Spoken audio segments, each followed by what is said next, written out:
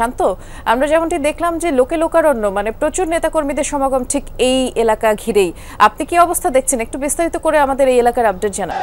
বৃষ্টি, এই যে জনস্রোত, সেই জনস্রোত কিন্তু তাদের যে প্রিয় নেত্রী বিএনপির চেয়ারপারসন বেগম খালেদা জিয়াকে বরণ করার জন্য এবং তাকে এক নজর দেখার যে একটা আকাঙ্ক্ষা, কেননা দীর্ঘ অনেক বছর ধরে নেত্রী অন্তরীণ ছিলেন, তাকে মামলায় আটক রাখা হয়েছিল, সাজা দেওয়া হয়েছিল, একই সাথে তার চিকিৎসার যেই প্রয়োজনীয়তা, সেই প্রয়োজনীয়তার অভাব তারা কিন্তু বারবার বিএনপির পক্ষ থেকে জানানো হয়েছিল। সবশেষ এই 5ই আগস্ট যে পট পরিবর্তন, রাজনৈতিক পট পরিবর্তনের পরে তার যেই মুক্তি হওয়া এবং তার বিদেশে চিকিৎসার পথ সুগম হওয়ার পরে কিন্তু জানুয়ারি মাসে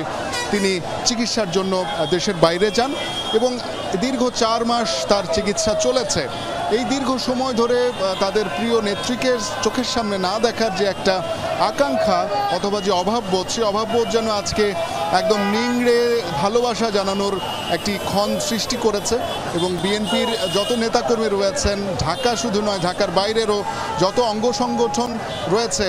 বলতে গেলে প্রত্যেকটা অঙ্গ সংগঠনের নেতার কর্মীরা কিন্তু এখন এই বিমানবন্দর থেকে গুলশানের যে সড়ক, সেই সড়কের দুই পাশে অবস্থান গ্রহণ করেছেন এবং সকাল থেকেই আমরা দেখছিলাম যে দলে দলে স্লোগানে স্লোগানে জাতীয় পতাকা এবং বিএনপির যেই দলীয় পতাকা, সেই পতাকা হাতে নিয়ে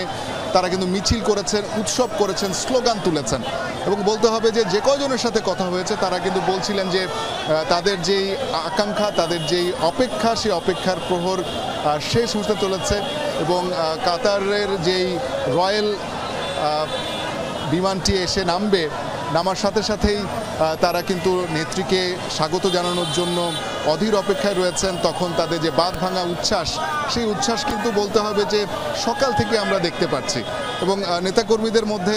অনেকটা এমন যেন নেত্রী অনেক দিন পর দেশ থেকে এসছেন, বিদেশ থেকে দেশে এসছেন, দেশে ফেরার যে প্রাক্কাল, সেখানে তারা কিন্তু প্রত্যেকটি অঙ্গ সংগঠনের পক্ষ থেকে দলে দলে এসে যুক্ত হয়েছেন এবং যেহেতু প্রথম থেকেই বলে রাখা আছে যে নেতাকর্মীরা ফুটপাতে অবস্থান করবেন এবং সেই ক্ষেত্রে আমরা দেখেছি যে অসংখ্য মানুষ এসে এখানে কিন্তু অবস্থান এখন পর্যন্ত নিয়ে আছেন এবং নুসরাত বৃষ্টির কাছে বলতে চাই যে এই অপেক্ষা কিন্তু চলবে যতক্ষণ পর্যন্ত নেত্রী দেশে না আসেন এবং যতক্ষণ পর্যন্ত তারা নেত্রীকে সামনাসামনি না দেখতে পান। হ্যাঁ, নিশ্চয়ই তাই। এবং আমরা যতদূর জানি যে খুব সম্ভবত যেহেতু আর কিছুক্ষণের মধ্যেই 10:30 বেজে যাবে ঘড়ির কাঁটায়, এতক্ষণে বাংলাদেশের আকাশসীমায় প্রবেশ করবার কথা, যদি আমাদের সহকর্মীরা আরও বিস্তারিত জানতে পারবেন।